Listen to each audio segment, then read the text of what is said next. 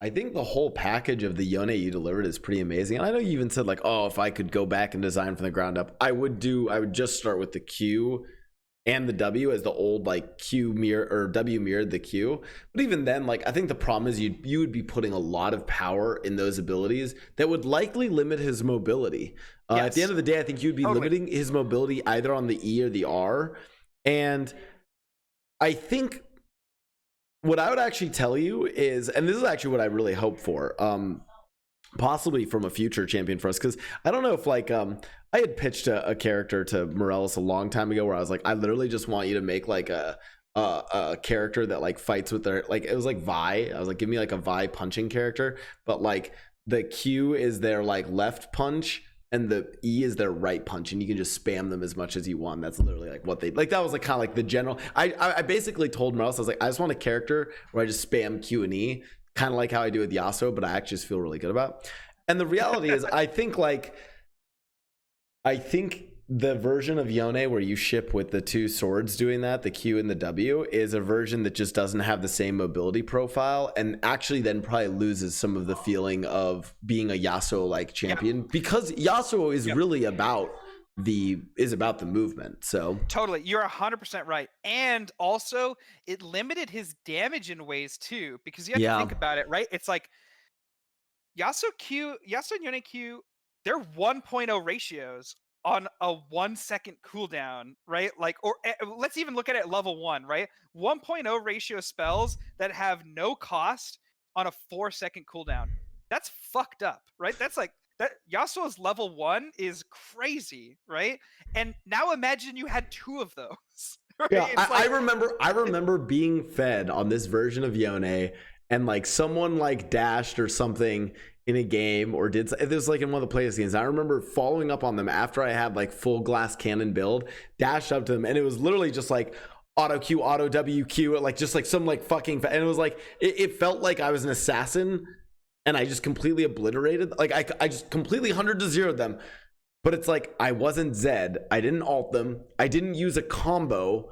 I literally had all of my spells still up again afterwards. Used no resources. I was like, I've used nothing to accomplish this. And it's like if someone else was there, it's like someone else is there, I literally would press the same buttons on them and just insta delete them too. Like you could do some nasty stuff with it. Yeah. And I think that like the longer term takeaway here is that like while Yasuo feels like cheating, I think that character was literally cheating. Yes.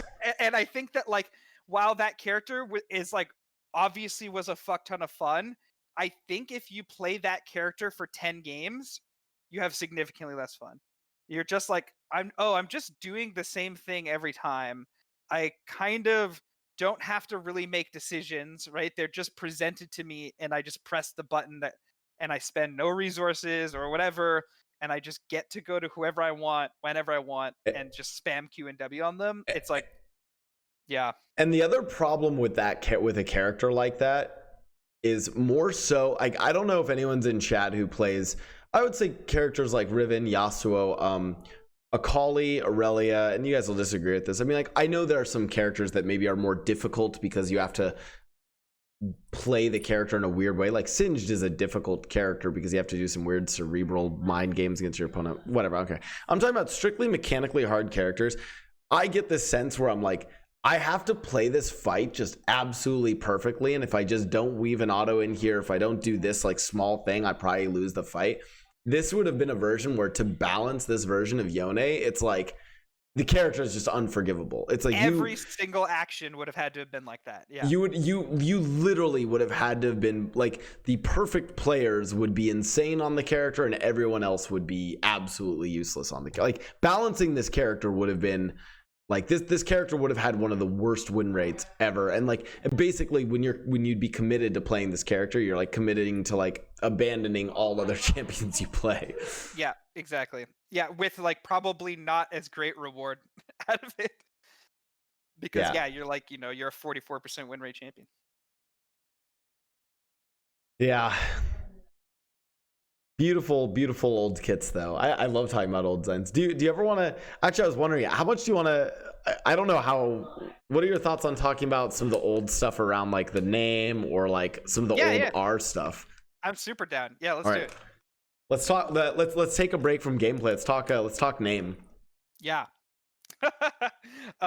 Yeah. So one of the things we were trying to figure out when we were going through the Yone process was, like I said, the lore, kind of like being respectful to Yasuo and having Yone carve his own path and be his own character and moving League of Legends forward. And so one of the things we considered was not calling Yone Yone, and the TLDR of that would be essentially, hey, this guy is like come back from the dead.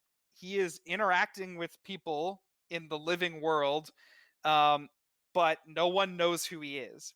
And so and he's doing like, extraordinary feats of like skill and magic. And so likely he would become like a myth, or some sort of like people might think of him as a vigilante or something, and so they would likely give him a Hmm. name or a label.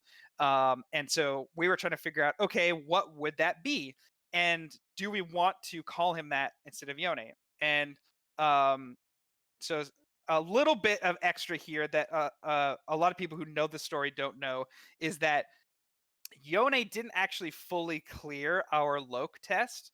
So as you know, we Oh, I run do our know this names part. That's right. past.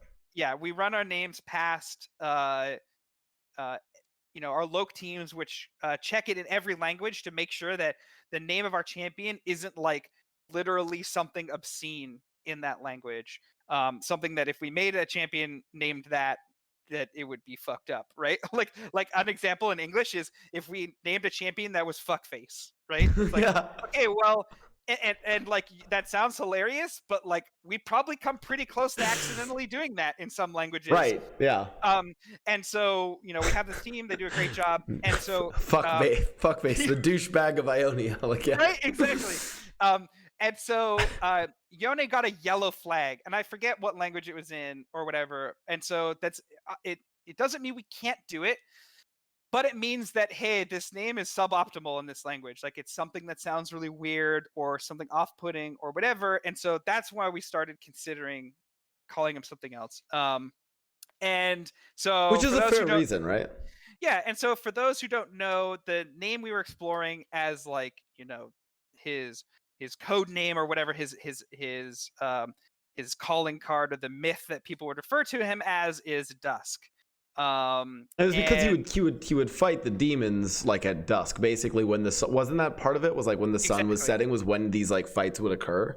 Yeah, it's like the like the thinness between the realms was like at its most fragile, so it's like Mm. easy to like walk between the realms, and that's when demons would often attack. And so that's where we started with that, and these are the reasons why we did it. And it's This it's was funny one in the because labs that was yeah, hilarious it's funny too. because my thoughts on it, which Yeah. was, why the fuck aren't we just calling him Yone? Especially because like that was the whole reason we like started the project, right? Was like this is a character like for players.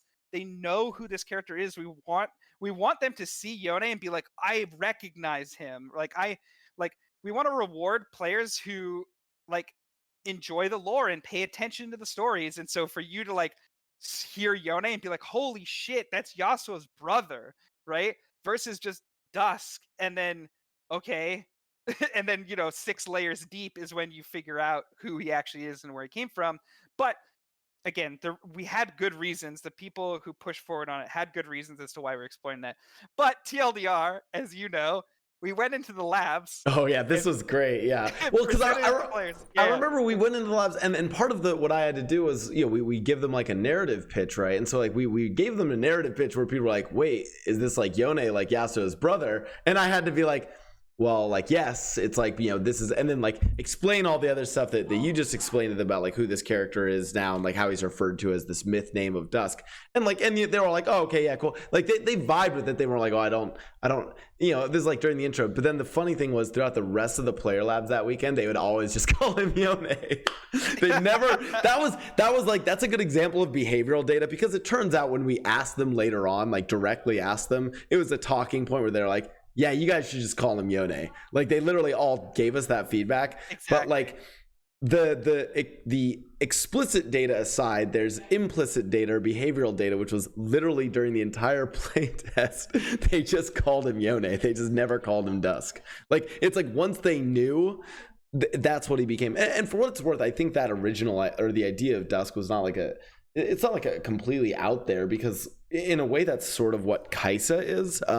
Like that's not Kaisa is not her real name. Presumably she had some real name as Kassadin's daughter, but I think we would have struggled from a similar issue if people knew of Kassadin's daughter with like some name. They had a name attached to it. I don't know, Sally. Kassadin's daughter, Sally. I mean, probably had a better name than that. But, if they had that real name and then we release Kaisa and we're really kind of subtle about it and don't tell you that that's like who it is, they might be like, wait, isn't it just this person? And there might be like a bit of disappointment or letdown that it's not that same character. Yeah, totally. Good old Sally got lost in the void. We'll miss her. But yeah, I think the part of the decisions they had to make around that were fair, but also hold on. Hey T, keep it down. She owning? I don't know. She's doing T things. Yeah, I mean that's like a thing that when you kind of pull the curtain back on development, it's like, of course we make a fuck ton of mistakes, right? Everybody does all the time. But that being said, I have found that the more I understand about this process and like other processes that I don't understand, it's likely people are like working under constraints that you don't know about, and they're trying to do the best that they can with, all the data that's available to them. And that just ends up seeming like something where, if you don't have that data, you're just like, that sounds dumb. Why would anyone ever make this decision? But it's like, well, here's what we were thinking about at the time. Yeah, it might not have been the right decision, but at least hopefully you can understand why it was considered at all to begin with. Yeah, exactly. It's oftentimes not that people are dumb and making dumb decisions. They are making sometimes they're making the best decision, or they're just making a trade-off of decisions based off of the information or resources even that they have available. Totally. So, okay. Do you want to talk about ultimates? Because that's the only thing we haven't really covered. Yeah. This one's a little weird in that I guess there's kind of like two major things to discuss. The first is how he basically had the same ult since the very first weekend prototype I put in for the pitch to Ryan, up until maybe like, man, I want to say like a week before we fully locked the kit. And then there was like some variations on it and stuff, but like the core stayed the same, which was the like, literally from day one, I was like, Yasuo and Yone have to be able to ult people together. Like that's just like, I don't care. We still haven't even figured out yet whether or not they were rivals. Like whether or not Yone we didn't know the story yet. Yeah. It's like maybe Yone is coming back for like great vengeance against Yasuo and will hunt him relentlessly. And P.S. he can't die because he's already dead, right? Like even if that was the story, I'm still like, I don't care. Yasuo and Yone should be able to ult people together. Like that's just like, it has to happen. And I don't know if this was this something that I think I want to say I showed you this clip or I showed it to Morellis, but part of the reason why I was excited when you had originally told me that you wanted them all together was it gave me the vibes of there's this, and I think I showed you this clip, but I know I showed Morellis it. There was the famous clip of it's like Viper and Adrian Riven, I think, and one of them is playing Riven as both of them do. And the other's playing, yeah, I think Adrian Riven is playing Riven and Viper is playing Yasuo. And Adrian Riven like types in chat, he's like Viper, like spam R or something like that, and he does like this sick like flash Q3 on Riven, and then Viper was spamming R on Yasuo, just instantly blinks in and fucks them up. And I remember I don't know if I showed it to you, Flor, but I remember showing it to Ryan when you had told me about like the alt synergies, and I was like, yes, dude, like let me get like synergy that's not some stupid like Malphite with Yasuo. Give me something that's like, give me something that makes me yeah. Yeah, dude. And so like that's where we started. And for chat, what it was originally is really straightforward. Actually, it was you are the Gragas ult. So there's like a couple of key things to keep in mind. The first one was it didn't just instantly knock everybody back. It actually knocked everybody up into the air first and like held them there for a moment, and then Yone would jump up with them and then blow everybody away. And this was like core for a couple of reasons. It was so weeby. It was yeah, it was the presentation was pretty good considering as a prototype. So like the first reason why that worked well was you have to remember this was on the kit that said if someone just dashed, you get to dash to them. And so what you just did was you took 3 enemies that were all standing on top of each other, knocked them in all separate directions, and just created like 3 separate dash points for you to go to. And so you would split up the enemy team. You could like split up the like enemy ADC and everybody else, and then you would dash to the ADC and demolish them, and then dash back to the rest of the enemy team and start fighting them. So it was like great disruption spell, great setup spell. And then the other thing that worked really well about it was that like initial knock up before everybody flew back, because it would knock everybody up and then Yasuo could grab them. And if Yasuo was grabbing them, then Yone would, instead of knocking everybody back, would basically join him and like add his damage to Yasuo's as they like omni/comboed everybody that was in the air. It was silly. It was very silly, and but it was sweet though. I mean, like, and it was it's one of those spells where like it sounds crazy OP, but it was working for a while. Yeah, it was working because like the reason why it stuck around for so long. So one, it was crazy OP. It was like putting Gragas ult on a character is a lot of fucking power, right? But it stuck around for so long because of how well it worked with that spell, the E spell. It was like, oh my god, it's perfect for that spell. It just like unlocks all of the coolness that comes along with how this spell works. And then so it stuck around for so long because that other spell stuck around for so long. And then once we started reevaluating, okay, maybe this other spell isn't sticking around. Is this ult what we want? And turns out if you can't reactively dash to everyone you hit with your R, turns out that ult actually fucking sucks. Yeah, you basically just knock everyone away. Yeah, cool, I can't fight anyone now. Exactly. And it's like, oh, this is actually the exact opposite of what I want. And then so we kind of went back to the drawing board and went to capture the ult that we have now, which is just like that iconic samurai slash moment that it's a thunderclap and slash from flash. Yeah from oh god, Demon Slayer. Yeah, that it's so